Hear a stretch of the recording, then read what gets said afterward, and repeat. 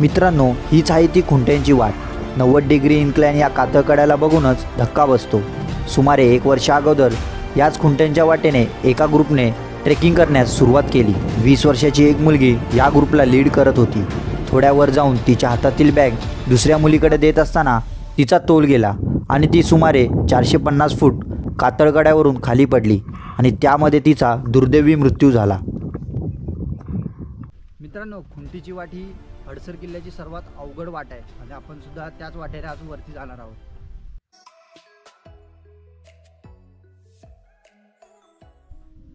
नमस्कार मित्रांनो, पुन्हा एकदा तुमचं स्वागत आहे आपल्या एका नवीन व्हिडिओमध्ये. तर मित्रांनो, आज आपण आलो आहोत जुन्नर तालुक्यामधील हडसर या किल्ल्याची भटकंती करण्यासाठी. तर आत्ता आपण आहोत कोटमवाडी या गावामध्ये आणि कोटमवाडी गाव तुम्ही बघू शकता माझ्यामागे. तिथे आहे जिल्हा परिषद एक शाळा आहे. त्या ठिकाणी आपण गाडी पार्किंग केली आणि आता ट्रेक स्टार्ट केला आहे. ट्रेकिंग चालू केल्यानंतर आमच्यासोबत असे काही घडणार होते त्याचा आम्ही कधी विचारसुद्धा केला नव्हता. मित्रांनो, आपण ट्रेक तर स्टार्ट केला आहे, पण आपण एक 10 मिनटं पुढे आल्यानंतर समजतच नाही की रस्ता कुठून आहे. एक वाट इथून जाते, एक वाट इथून जाते आणि तो जो टोक दिसतोय ती आहे खुंटीची वाट. तेव्हा तुम्ही ती बघू शकता तिथे मागे. पण समजत नाही की आपण कुठून जायचं. बघू आता ह्या रस्त्याने जाऊ, कारण की हा तर वाटत नाही की त्या साईडला जाऊ शकतो.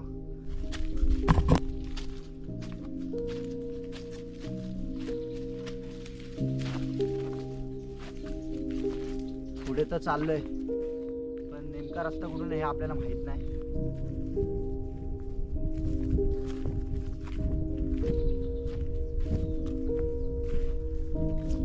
हा रस्ता नाहीये.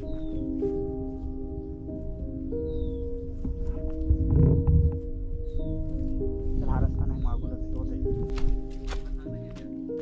बघू आता त्या रोडने जाऊन बघू किती वेळ लागतो. मित्रांनो, आपण ज्या वेळेला गावात पोहोचलो त्यावेळेला आपल्याला 7-8 लोकांनी सांगितलं की खुंटींच्या वाटेने तुम्ही जाऊ नका, कारण की ती वाट खूप डेंजर आणि खूप खतरनाक आहे. त्यामुळे आता मनात थोडीशी भीती तर वाटते. बघू आता पुढे जाऊन काय होतंय. जसं जसं आपण पुढे चाललोय आपल्याला तसे नवीन नवीन वाटा बघायला मिळतात. इथे एक वाट आहे, इथे एक वाट आहे आणि माझ्या मागे बघा तर तुम्ही अजून 2 वाट आहे आणि आपल्याला सुद्धा नेमकं समजत नाही की कोणत्या वाटेने जायचं. आता किल्ला तर या साईडला आहे, तर आपण याच दिशेने जाऊया. बघू पुढे जाऊन आता हा रस्ता कुठे जातो, कारण की रस्ता भटकल्यामुळे काहीच समजत नाही की कुठं चाललोय आपण. नेमकं जायचं कुठे हे समजत नाही. फक्त आपण झाडाझुडातून पुढे चाललोय आणि डोंगर चढत चाललोय.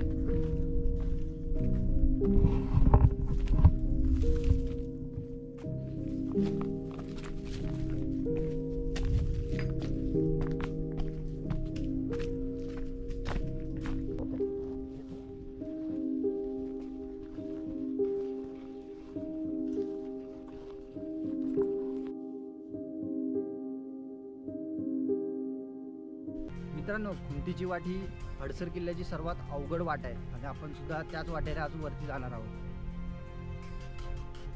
तर खुंटीची वाट कशी आहे ते बघू आपण पुढे गेल्यावर.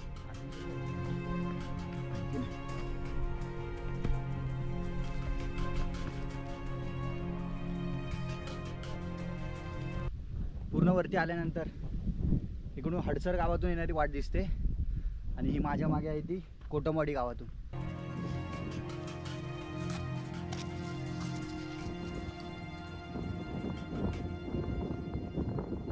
मित्रांनो, आता आपण ऑलमोस्ट पोचलो आहोत. इथून पूर्ण दगडी लागतील आणि इथून ही अशी दिसते ना, ही खुंटीची वाट आहे. तिथे मध्ये 2 गुहा आहेत. त्या गुहेत थांबल्याच्या नंतर आपल्याला परत वरती चढायला चालू करायचं. वाटेवरून पुढे जात असताना हे मोठे मोठे काळे दगड बघायला मिळतात. हे मोठमोठे दगड हडसर किल्ल्याच्या डोंगराचे असून कालांतराने ते तुटून खाली पडले असावेत असा अंदाजा लावला जाऊ शकतो. मित्रांनो, हीच आहे ती खुंट्यांची वाट. 90 डिग्री इन्क्लाइन या कातळकड्याला बघूनच धक्का बसतो.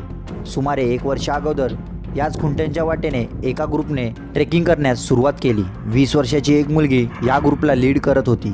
थोड्या वर जाऊन तिच्या हातातील बॅग दुसऱ्या मुलीकडे देत असताना तिचा तोल गेला आणि ती सुमारे 450 फूट कातळकड्यावरून खाली पडली आणि त्यामध्ये तिचा दुर्दैवी मृत्यू झाला.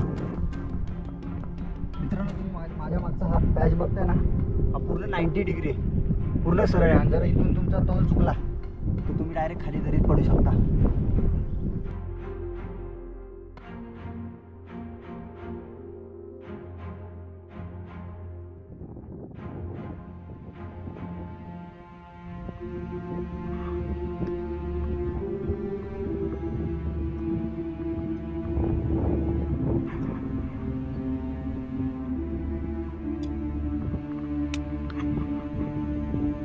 खूप रिस्की पाहिजे मित्रांनो. तुम्ही बघू शकता 4 बोटं जायला एवढेच पाय ठेवायला जागा आहे. आणि बाजूला असं लोखंडी सळ्या दिल्या. हे पकडून इझी वाटतं पण थोडं रिस्की आहे, कारण की पडल्यानंतर तुम्ही डायरेक्ट खोल दरीत पडू शकता. त्यामुळे तुम्ही कधी येत असाल तर थोडं सांभाळून या.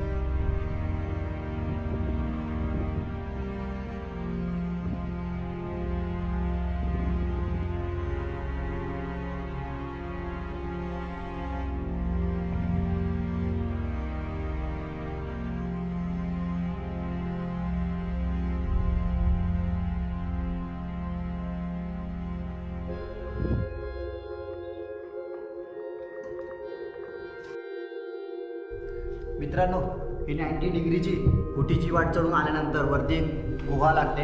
हे बघा, तुम्ही बघू शकता माझ्या मागे गुहा. खूप मोठी गुहा आहे, कमीत कमी 10 ते 15 लोक येऊ शकतात एवढी मोठी गुहा आहे. आणि बाजूला एक गुहा आहे, तुम्हाला मी दाखवतो. त्या गुहेपासून ही छोटीशी वाट अशी पुढे जाते.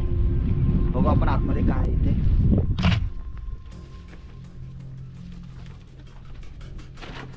खूप छोटी जागा आहे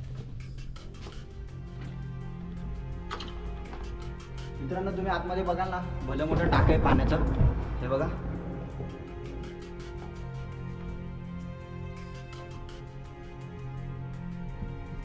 हे जे पाणी आहे ते रेडियम सारखं चमकतंय. आता इथून परत फुटीची वाट चालू होते.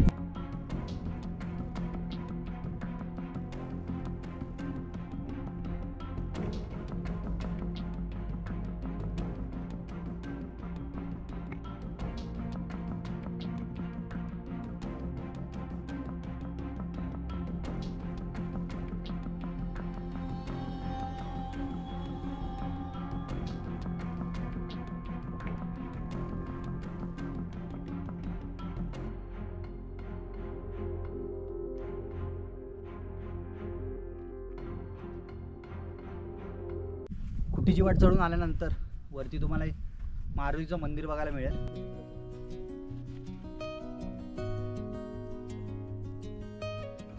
मित्रांनो, मारुतीच्या मंदिरापासून थोडंसं वरती आल्यानंतर इथे एक बोर्ड लागतो, देवीचं मंदिर. आणि तुम्ही बघू शकता माझ्यामागे देवीचं मंदिर. आतमध्ये जाऊन आपण बघूयात कसं आहे.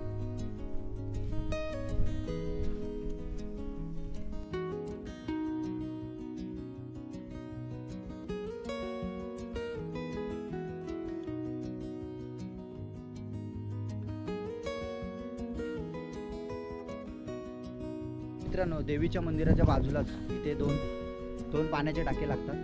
तुम्ही बघू शकता मागे 2 पाण्याचे टाके. पण पाण्याच्या टाक्यांमधलं पाणी आता पिण्यायोग्य नाही आहे, पूर्ण हिरवं झालं आणि वरती शेवाळ आले.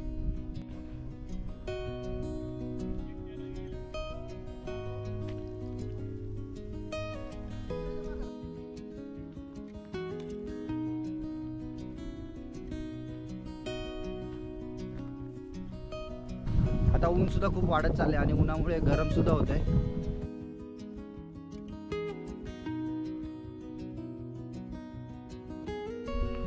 मित्रांनो, टाकीच्या इथून थोडंसं पुढे आल्यानंतर 10 मिनिटाच्या अंतरावर आता आपल्याला इथं महादेवाचं मंदिर लागलंय. मग आपण आता आतमध्ये जाऊन महादेवाचे दर्शन घेऊया. मंदिर कसं आहे ते तुम्हाला मी आतमध्ये जाऊन दाखवतो.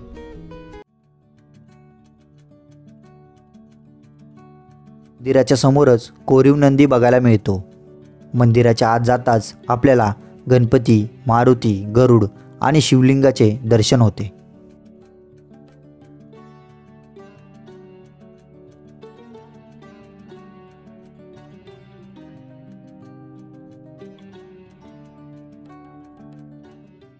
मित्रांनो, आपण ज्या वाटेने जात आहोत आपल्या पाठी आहे तलाव. आणि ह्या तलावाचा आकार गोल असल्यामुळे या तलावाला गोल तलाव असं बोललं जात असेल. तुम्हाला मी इथे पाटी दाखवतो. गोल तलाव म्हणून पाटी लावलेली आहे.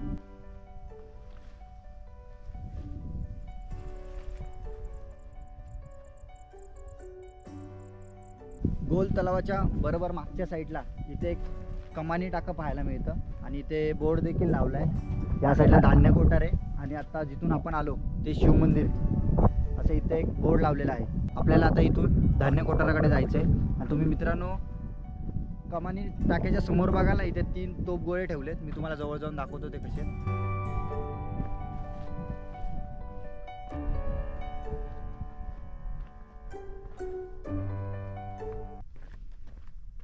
तर मित्रांनो पाण्याच्या टाक्यापासून थोडंसं पुढे आल्यानंतर इथे तुम्हाला खालच्या साईडला धान्य कोठार बघायला मिळेल. एकदम कातळात खोदलेली सुंदर अशी धान्य कोठार आहे. भरपूर लोक इकडे आल्यानंतर धान्य कोठार मिस करतात, पण तुम्ही बघू शकता आपल्या व्हिडिओच्या माध्यमातून एकदम सुंदर अशी धान्य कोठार आहे आतमध्ये.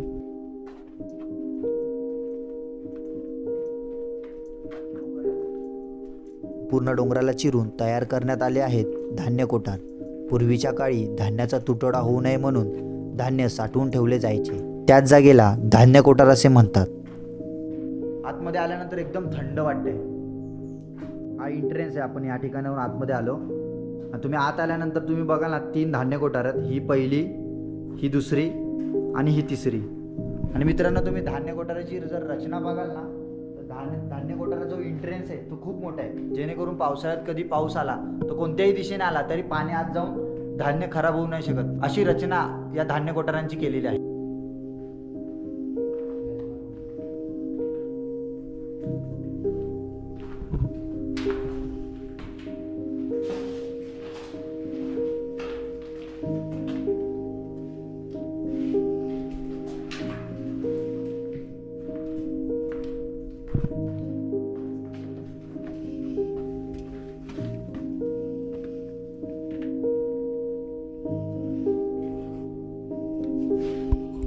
मित्रांनो आता आपलं धान्य कोठार बघून झाले. आता आपल्याला पायरी मार्गाच्या इथे जायचंय.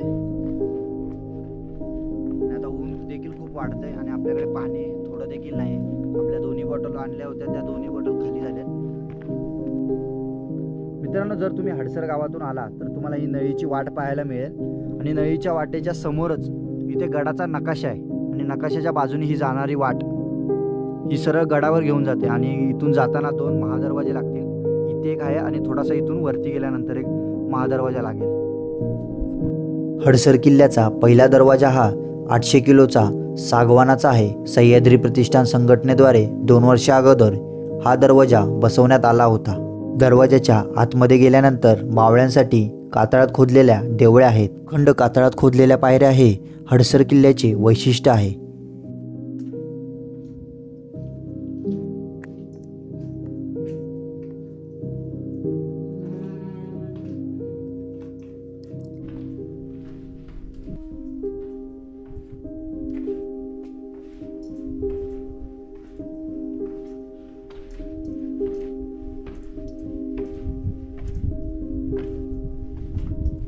मित्रांनो कुट्टीची वाटी उतरायसाठी कठीण असल्यामुळे आम्ही परत पायऱ्याच्या मार्गाने उतरणार होतो, पण पायऱ्याच्या मार्गाने उतरताना खूप लांब देखील पडतंय आणि हडसर गाव आणि आपण जिथे पार्किंग गाडी केली ते गावाच्या मध्ये हडसर किल्ला आहे, त्यामुळे ते खूप लांब पडतंय.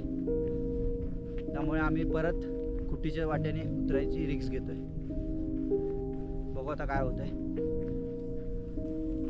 मित्रांनो ऊन एवढं लागतंय ना, खूप गरम होतंय आणि आमच्या पाण्याच्या बाटल्या दोन्ही पण संपल्यात आणि खूप वेळ झाला आम्ही पाणी देखील नाही पिलं, त्यामुळे थोडंसं विकनेसपणा वाटतोय.